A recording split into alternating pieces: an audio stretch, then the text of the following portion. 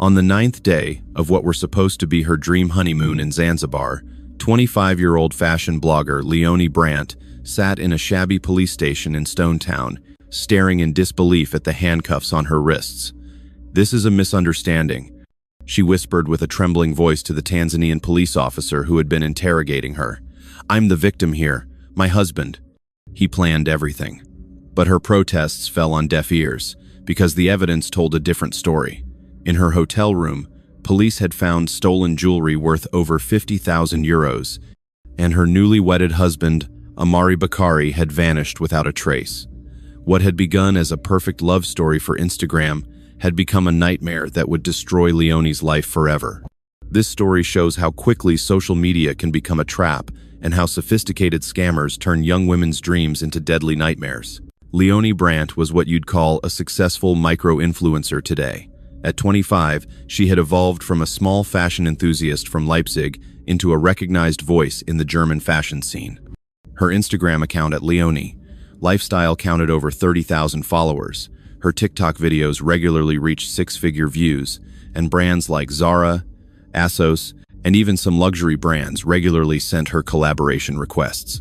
Outwardly, Leonie embodied the modern ideal of the successful young woman: slim, blonde, with a flawless smile and a sense for trends that allowed her to always be one step ahead. Her apartment in Leipzig was perfectly staged: white furniture, rose gold accents, a wall full of ring lights and camera equipment. Every corner was Instagram-worthy, every detail thought through for perfect content. But behind the glittering facade hid a young woman who sometimes felt lonely in her meticulously composed world. The constant curating of one's own life, the permanent search for the perfect moment, the perfect outfit, the perfect caption, it was exhausting. "Sometimes I forget what it feels like to simply live a moment without photographing it," she confessed to her best friend Jana during one of their rare offline meetings. Jana Kellner was Leonie's opposite, down to earth, worked as an elementary school teacher in Berlin, skeptical about social media. The two had known each other since school, and Jana was one of the few people who still knew Leonie, as she had been before Instagram fame. "You live in a bubble, Leo," Jana often said. "This whole online world isn't real. The people who follow you don't really know you." But Leonie longed for recognition, for admiration, for the feeling of being special. Her childhood in Leipzig had been normal, loving but down-to-earth parents who both worked as teachers. No luxury, no special privileges. Success as an influencer had given her the feeling of being something extraordinary for the first time. The problem was, her followers loved a version of her that wasn't quite real. The perfect Leonie who always looked happy, always wore the right outfit, was always in beautiful locations.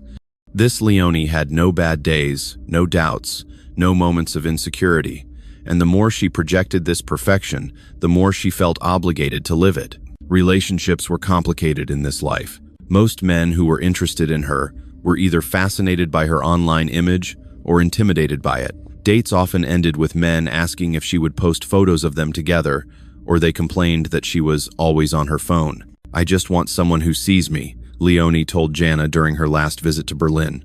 "Not Instagram, Leonie, but me. Someone who understands that all this is just a job, but is still proud of what I've achieved." This longing for genuine connection made her susceptible to a story that was too good to be true. A story that would begin with a harmless DM and end in a nightmare that would forever change her perception of love, trust, and security. If you want to know how even social media savvy people can become victims of love scams, then subscribe to this channel. Because what happened to Leonie next shows that the greatest dangers often lurk where we feel safest. It was a gray February day in Leipzig when Leonie received a direct message that would change her life. She was sitting in her apartment, editing photos for a post about winter fashion, when her phone lit up. The message came from an account named at Amari, Zanzibar. "Sorry for the interruption, but I had to write to you. Your photos from Morocco last summer were breathtaking. You have an eye for the beauty of Africa. If you ever come to Zanzibar, I'd love to be your guide. Amari." Leonie curiously clicked on his profile, and what she saw made her heart race. Amari Bakari was a 30-year-old man with perfect African features, a radiant smile, and a body that looked like he surfed and trained daily. His photos showed him in front of luxury resorts, on yachts, in traditional Tanzanian clothing, and in expensive suits. His bio read like a fairy tale: resort owner, tourism entrepreneur, Zanzibar, showing the world the real beauty of Zanzibar. His photos were professional, aesthetic, and conveyed exactly the kind of lifestyle that Leonie's followers loved. Turquoise water, endless white beaches, luxurious villas with infinity pools. It was as if someone had brought her Pinterest boards to life. "Wow, your feed is incredible," she wrote back. "Zanzibar has been on my bucket list for years."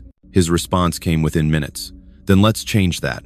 I own 3 resorts on the island and would love to show you why Zanzibar is paradise on earth. You would get incredible content and show your followers what real beauty means." What Leonie didn't know, Amari Bakari did exist, but not as he presented himself. The real Amari was a petty criminal who lived in the slums of Stone Town and specialized in luring wealthy female tourists. His resorts existed only in stolen photos. His yachts belonged to other people, and his entire glamorous lifestyle was a carefully constructed lie. He was part of an international network of romance scammers who specialized in German and European influencers. Amari studied their profiles for weeks before making first contact. He knew that Leonie was single, that she was seeking adventure, that she longed for authentic experiences. In the following weeks, an intense online relationship developed between them. Amari wrote her long messages daily, told her about his life in Zanzibar, his connection to nature, his dreams of sharing paradise with special people. He spoke fluent German, supposedly because he had lived in Hamburg for a year and showed deep interest in her work as an influencer. "You're not like other female tourists," he wrote in one of his first longer messages. "You understand beauty on a deeper level. Your photos don't just show places, they show emotions. That's what true art is." Leonie was flattered. Here was someone who not only understood her work, but appreciated it, who didn't see her as a superficial influencer, but as an artist. After years of dates with men who were either envious of her success or saw her only as an Instagram accessory, Amari's respect was intoxicating. Amari sent her videos of his resorts, drone footage of paradisiacal beaches, photos of luxurious rooms with ocean views. "This is the Amari Resort," he explained in a voice message with his deep, melodious voice. "My dream project. Only 20 rooms, all with private beach access. Only special people come here." He told her about his philosophy of authentic luxury, how he wanted to combine tourism and traditional culture, how important sustainability was to him, how he wanted to give back to his community. It sounded noble, thoughtful, convincing. "My family has been here for generations," he told her in a longer voice message. "My grandfather was a fisherman. My father brought the first tourists to the island. I'm continuing his legacy, but in a way that respects our culture." These stories touched Leonie deeply. She saw herself as a responsible traveler who sought authentic experiences.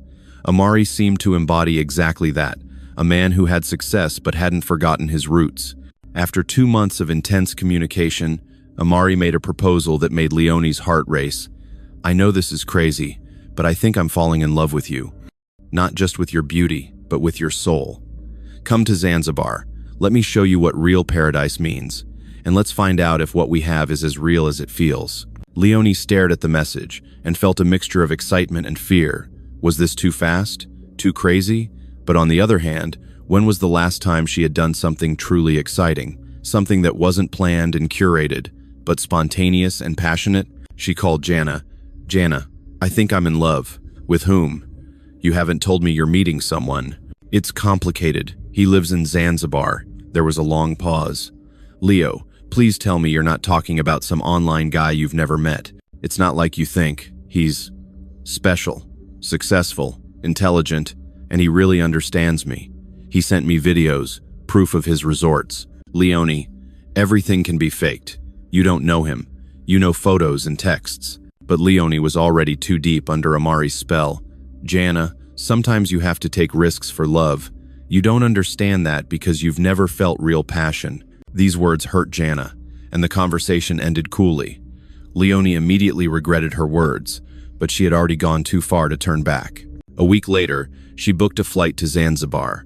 She would stay 3 weeks, long enough to find out if Amari was the man of her dreams, or her worst nightmare.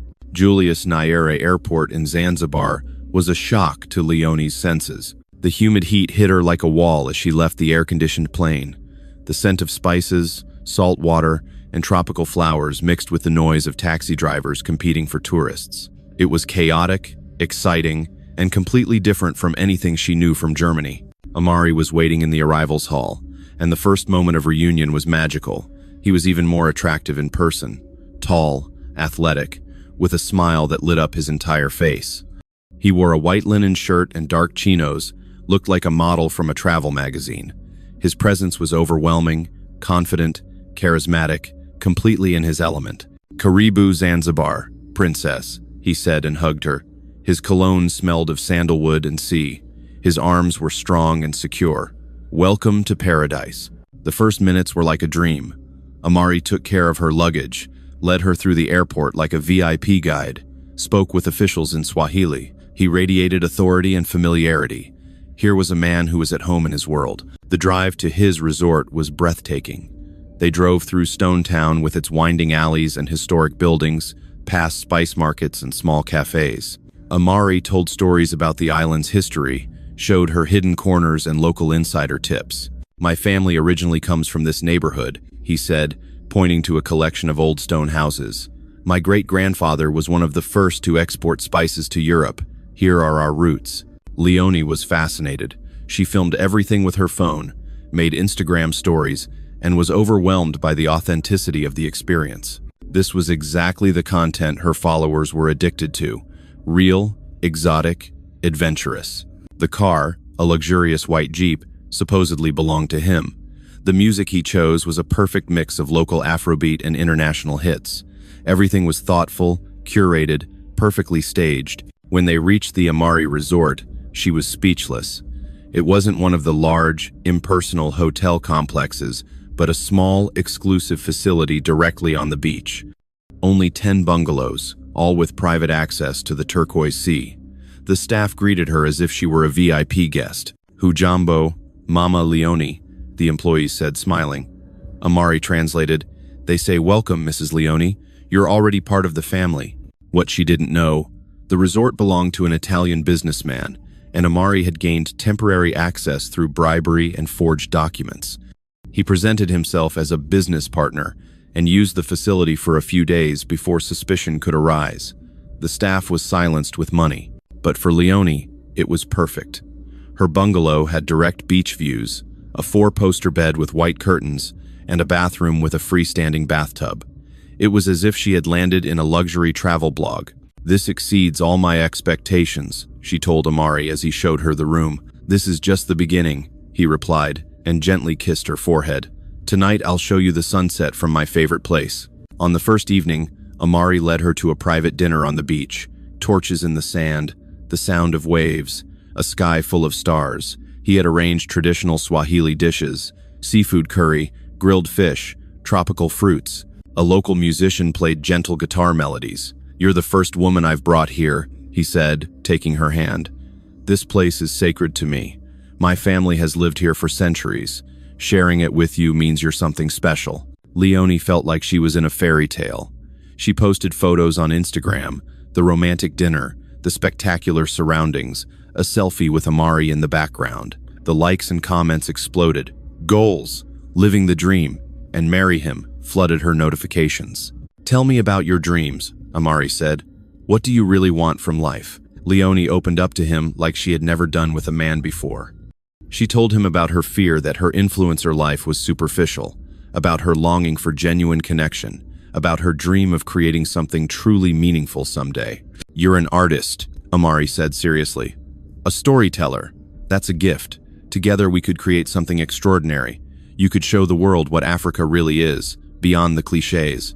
This vision intoxicated Leonie. She saw herself as an ambassador for authentic Africa tourism, as a bridge between cultures. It was a noble mission that would give her life meaning. In the following days, Amari spoiled her with experiences that surpassed all her Instagram dreams. Dhow rides at sunset, diving in crystal clear water, visits to local villages, private tours through spice plantations. Every day was perfectly curated, every moment Instagram-worthy. "My followers are completely freaking out," Leonie told him enthusiastically. They've never seen such authentic Africa content. My story views have gone through the roof. Amari smiled. This is just the beginning. Wait until I show you the really secret places. But behind his charming smile, he was already calculating. Leonie's Instagram account was a goldmine. 30,000 German followers who enviously looked at her lifestyle. Perfect target group for his next phase of the plan. What Leonie didn't notice, Amari secretly photographed her credit cards when she was showering. He noted details about her family, her friends, her habits, and he already began to ask subtle questions about her finances. "You're really living your dream," he said on the third evening. "But is the influencer life financially secure? I worry about you when you're back in Germany." Leonie was touched by his supposed concern. "It's going well. I have about 15,000 euros saved, and the collaborations are becoming more lucrative." "That reassures me," Amari said and kissed her forehead. "A woman like you should never have money worries." On the fifth day, something happened that changed Leonie's stay from romantic to disturbing. She woke up in the morning and Amari was gone. No note, no message. When she asked the hotel staff, they just shrugged and avoided eye contact. It wasn't until late afternoon that he reappeared, nervous and agitated. His clothes were wrinkled, he smelled of sweat and fear. "Business problems," he muttered. "Sometimes it's complicated to run multiple resorts." But his explanation didn't match his behavior. He was tense, constantly checking his phone, and seemed like he was waiting for something or someone. His eyes darted around restlessly, never resting on one point for long. "Is everything okay?" Leonie asked worriedly. "Of course, princess. Don't worry. Tomorrow everything will be perfect." These words would prove to be an omen, because the next day, Amari would make a proposal that would change Leonie's life forever. On the sixth day of her stay, Amari led Leonie to a secluded beach that he called his secret place. It was indeed spectacular, a crescent-shaped beach with powdery white sand, surrounded by palm trees and without a soul in sight. The turquoise water was so clear you could see small fish swimming between the corals. "I come here when I need to think," Amari said as they walked hand in hand along the water. "I played here as a child. Here my grandparents told me the stories of our family." Leonie filmed everything for her Instagram stories. The beach was too perfect not to document. "My followers won't believe this place is real," she gushed. "There are many more such places," Amari said, "but only for people who become part of this world." There was something in his tone that made Leonie listen up, an intensity she hadn't known in him before. He led her to a large rock that jutted into the water, from where you had a perfect view of the ocean. "Leonie," he began, and his voice became serious. "I have to tell you something. This week with you has been the most intense of my life. You're not just beautiful or intelligent. You've awakened something in me that I never thought possible." Leonie's heart began to race. She sensed that something important was coming. "I know this is crazy. We've only known each other for months, personally only for a week, but I can't imagine a life without you anymore." He sank to one knee and pulled a ring from his pocket. Leonie gasped. The ring was beautiful, a large diamond surrounded by smaller stones that sparkled in the sun like stars. "Leonie Brandt, will you be my wife? Will you build a future with me, here in paradise?" The world seemed to stand still. Leonie stared at the ring, at Amari's expectant face, at the perfect backdrop around them. It was like in a movie, too beautiful to be real. This is so sudden," she stammered. "I know," Amari said, standing up, "but true love knows no schedules. And I don't want to lose you when you go back to Germany. I don't want distance to destroy what we have." His words hit a sore spot. Leonie had exactly this fear, that their connection would break when she returned to her normal everyday life. "We could have a small ceremony here," Amari continued. "Just the two of us, the sunset, the sea. It doesn't get more romantic than that. And afterwards we could decide where we want to live. Here, in Germany, or anywhere in the world. But my family, my friends, we can inform them later. This is for us, Leonie, for our love." Leonie's mind told her this was all too fast, but her heart was overwhelmed by the romance, the spontaneity, the sheer impossibility of the moment. When would she have the chance again to live such a fairy tale love story? "Yes," she heard herself say. "Yes, I want to marry you." Amari beamed and put the ring on her finger. It fit perfectly, as if it had been made for her. They kissed as the sun slowly approached the horizon. "Tomorrow I'll organize everything," Amari said. I know an official who can marry us. We just need our passports and a few witnesses." "So quickly?" Leonie asked, surprised. "Why wait? The longer we wait, the more time you give your doubts. I want us to capture this moment while it's perfect." That night was the most intense of her life. They lay in bed in their bungalow, planning their future, dreaming of a life between Germany and Zanzibar. Amari painted pictures of shared travels, of children who would grow up between cultures, of a love that would overcome all boundaries. What Leonie didn't suspect, while she slept, Amari went outside and made a quiet phone call in Swahili. He spoke with his accomplices, confirmed the plan for the next day. The ring on Leonie's finger was stolen, just like the identity of the official who would marry them. The next morning, Leonie called Jana to tell her the news. "You want a what?" Jana screamed into the phone. "Leonie, have you gone completely crazy? You've known this man for a week." "I've known him for months, Jana.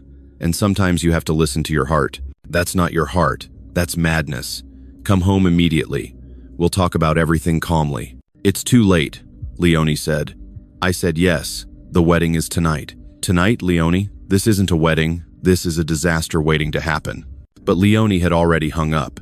She didn't want to let Jana's pessimism ruin her perfect love story. What she didn't know.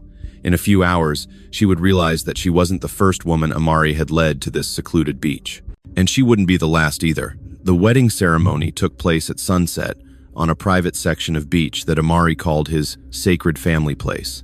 Leonie wore a white summer dress she had spontaneously bought in Stone Town and felt like she was in a dream.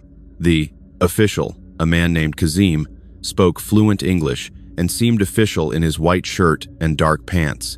"Dearly beloved, we are gathered here today to unite two souls in holy matrimony," he began, while two other witnesses, supposedly friends of Amari, stood nearby. The sea gently roared in the background, torches illuminated the scenery, and everything seemed like something out of a Hollywood movie. Leonie filmed every moment with her phone. This would be the content of her life, a spontaneous dream wedding on the beach of Zanzibar.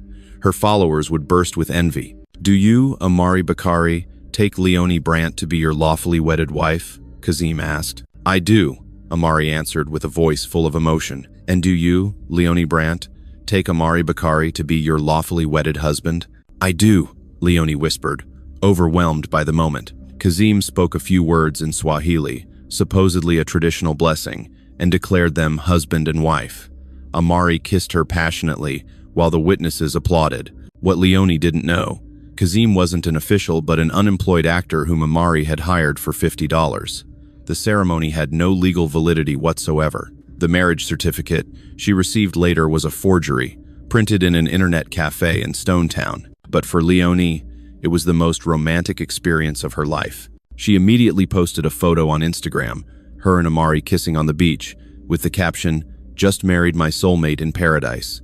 Sometimes you have to follow your heart, no matter how crazy it seems. Just married, Zanzibar, follow your heart, blessed." The reactions were explosive. Her follower numbers rose by 3,000 within hours. Hundreds of comments poured in, some enthusiastic, others shocked.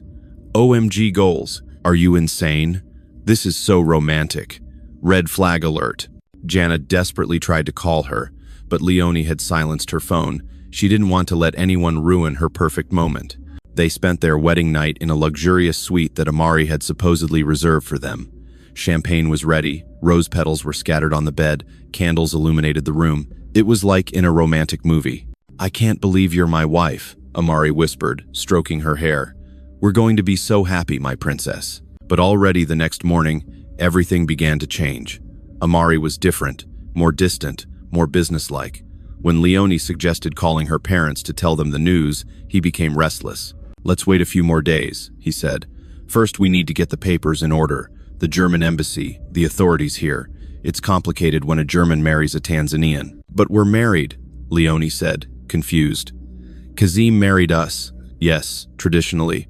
But for German bureaucracy, we need more documents. Trust me, I know my way around."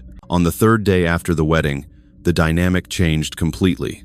Amari began making demands. "My princess, I need your help," he said at breakfast. "One of my resorts has problems with the banks. I need short-term liquidity to prevent foreclosure." "How much money?" Leonie asked. although she already had a bad feeling. 10,000 euros, only for 2 weeks until the insurance pays. Leone was speechless. Amari, I don't have that much money just available. His facial expression darkened. You're my wife. We're a team. What's mine is yours, and what's yours is mine. But what? Don't you love me enough to help me? Was it all just a game for you? The emotional blackmail hit Leone hard. She saw a coldness in his eyes that she had never noticed before. But she was his wife. She loved him. And if he was in trouble, I can maybe withdraw 5,000 euros from my credit card, she finally said. That's a start, Amari said, and his smile returned. You're the best wife in the world, but 5,000 euros was just the beginning. In the following days, Amari's emergencies multiplied. Problems with suppliers, unexpected tax demands, a sick relative who needed an expensive operation. Each time it was just a short-term emergency that would be quickly resolved. Leone transferred a total of 12,000 euros, her entire savings, and the maximum of her credit cards. With each transfer, Amari became more distant and controlling. You're posting too much on Instagram, he said one day. My business partners don't like it when our privacy is so public. But that's my job, Leone protested. You're married now. You don't need a job. I take care of everything. Leone felt a trap closing around her, but she was too deep in to escape. She had lost her savings, was in a foreign country without support, and the man she had loved was transforming before her eyes into a stranger. The turning point came on the 8th day. Leone woke up in the morning and found Amari searching through her things. What are you doing? She asked, shocked. I'm looking for your jewelry, he said coldly. The expensive ring from your grandmother that you always wear, and the earrings. Those are heirlooms. I can't sell them. You can, and you will, Amari said with a voice she had never heard before. We have debts. My business partners are getting impatient. What business partners? What debts? Amari grabbed her roughly by the arm. Don't ask questions. Just do what I say. In that moment, Leone realized she had married a complete stranger. The romantic, caring Amari had disappeared, replaced by a cold, calculating man who saw her only as a source of money. I want to go home, she said with a trembling voice. That will be difficult, Amari replied with a cruel smile. You gave me your passport for safekeeping, remember? And without a passport, you can't leave the country. Leone froze. It was true. Amari had said he would keep her documents safe while they were at the beach. She had thought it was concern. Give me my passport back, she demanded. If you're good and do what I say, you'll get it back. But first, we need to handle a few business matters. The next days were a nightmare for Leone. Amari had taken her to another part of the island, to a shabby guest house in Stone Town, far away from the luxury resorts and tourist areas. Her Instagram posts stopped abruptly. She had no access to Wi-Fi, and Amari controlled her phone. My family will look for me, she said desperately. Your family thinks you're on your honeymoon, Amari replied indifferently. You told them you'd stay for 3 weeks.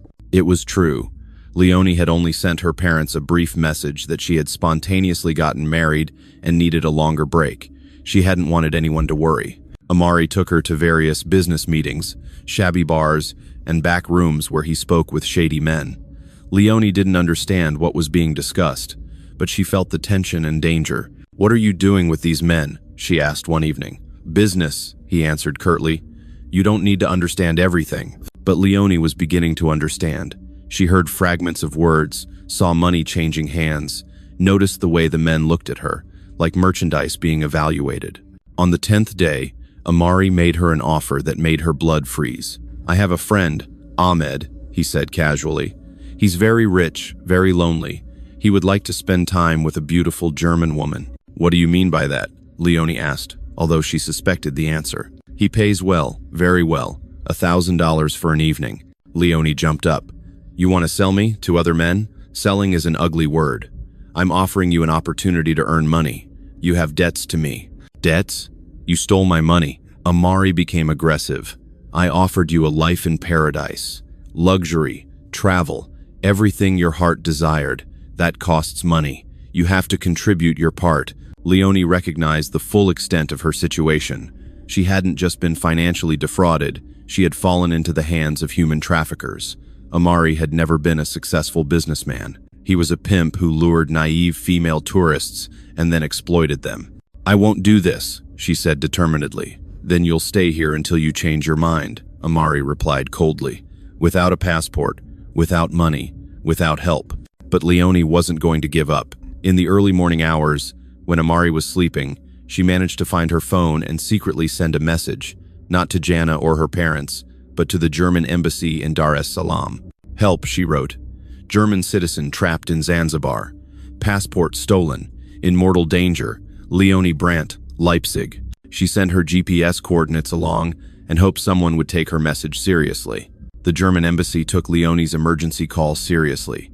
Consul Marcus Weber, an experienced diplomat who had already handled several similar cases, immediately initiated steps. He contacted the Tanzanian police and filed a missing person report. "Amari Bakari is known to us," said Commissioner Hassan Matumwa of the Zanzibar police to Weber. "We've been watching him for months. He's part of a network that scams European female tourists, but the victims usually cooperate because they think they're in love. This one seems different," Weber replied. "She's actively asking for help." The police started discreet surveillance. They located Leonie's phone and began observing the guest house. What they saw confirmed their worst fears. Amari didn't have Leonie as his only victim. 2 other European women, an Italian and a Swiss woman, were being held in similar circumstances. This was no longer just a romance scam, but organized crime. On the morning of the 11th day, police struck. They stormed the guest house at dawn when Amari and his accomplices were least vigilant. "Police, hands up," the officers shouted as they broke down the door. Leonie woke up from the noise and initially thought she was dreaming. But then she saw the uniforms, heard the German words from Consul Weber. "Mrs. Brandt? I'm Marcus Weber from the German embassy. You're safe." Leonie broke into tears. The relief was overwhelming. 2 weeks of nightmare were over. Amari was arrested, along with 5 accomplices. In their rooms, police found stolen passports from over 20 European women, forged marriage certificates, and detailed lists with customer prices for various services. "He's a repeat offender," Commissioner Matumwa explained to Leonie later. "In the last 3 years, we've documented at least 15 similar cases. You were lucky that you asked for help." Leonie's wedding ring turned out to be cheap costume jewelry. Her husband wasn't even the real Amari Bakari. He had stolen the identity of a hotel worker. His real name was Juma Mwalimu, and he had already served several prison sentences for fraud. The return journey to Germany was an emotional marathon for Leonie. Consul Weber personally accompanied her to the airport and ensured she could leave the country despite her stolen passport. "What you experienced is not your fault," he said during the drive.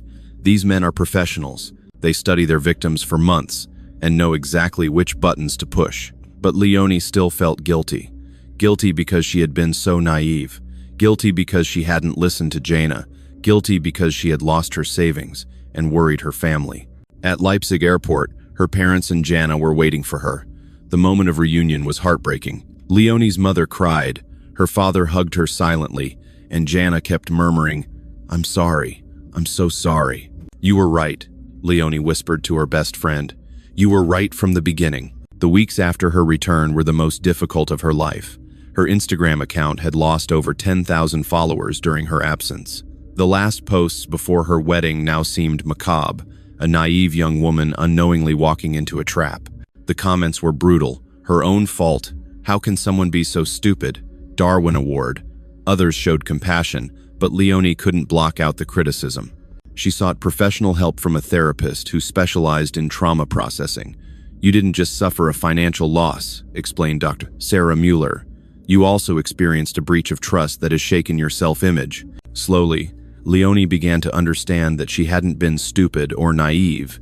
She had become the victim of a sophisticated psychological attack. Amari had studied her dreams, her longings, and her weaknesses, and used them against her. The police in Zanzibar kept her informed about the progress of the case. Juma Mwalimu was sentenced to 8 years in prison. His accomplices received between 3 and 6 years. The money Leonie had lost, however, was largely gone, spent on drugs, gambling, and other criminal activities. 2 years after her Zanzibar nightmare, Leonie sat in a cafe in Leipzig, editing an interview with a journalist from the Süddeutsche Zeitung. She had decided to tell her story publicly, not as Instagram content, but as a warning for other women. "I thought I was too intelligent for something like this," she told the reporter. I knew all the warning signs of romance scams from the media, but these scammers have refined their methods. They use our social media profiles to study us before they attack. Her Instagram account had changed radically. Instead of perfectly curated lifestyle posts, she now shared her real experiences, the good and the bad. Her follower count had dropped, but her engagement had become more authentic. She worked as a volunteer with the police to counsel other victims of romance scams. The hardest thing isn't the loss of money, she told people in her counseling sessions. The hardest thing is forgiving yourself. Jana had become her closest confidant again. You weren't naive, she often said. You were human. You believed in love. That's not a weakness. Leonie's parents had helped her pay off her debts and start over. She was now studying psychology, a decision that arose directly from her traumatic experience. I want to understand how manipulation works, she explained, and I want to help others who have gone through the same thing. On her 27th birthday, she received a letter from the German embassy in Dar es Salaam. Consul Weber wrote, "Your courage to ask for help not only saved your own life, but also helped to break up a criminal network. You spared other women what you went through." Leonie smiled as she read the letter. Her experience had been terrible, but she had found meaning in it. She was no longer the naive girl who had searched for the perfect Instagram moment. She was a survivor, a fighter, a woman who had transformed her worst experience into her greatest strength. She sometimes thought about Zanzibar, not about Juma or the violence, but about the real beauty of the island that her traumatic experience had overshadowed. Someday, she thought, she might return, not as a naive tourist, but as a woman who knew how to protect herself. Her Instagram bio now read, "Survivor, counselor, human. Your dreams are valid, but trust your instincts. Fordio."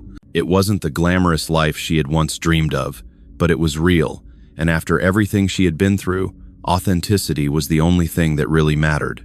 The story of Leonie Brandt didn't end with a wedding or a happy ending.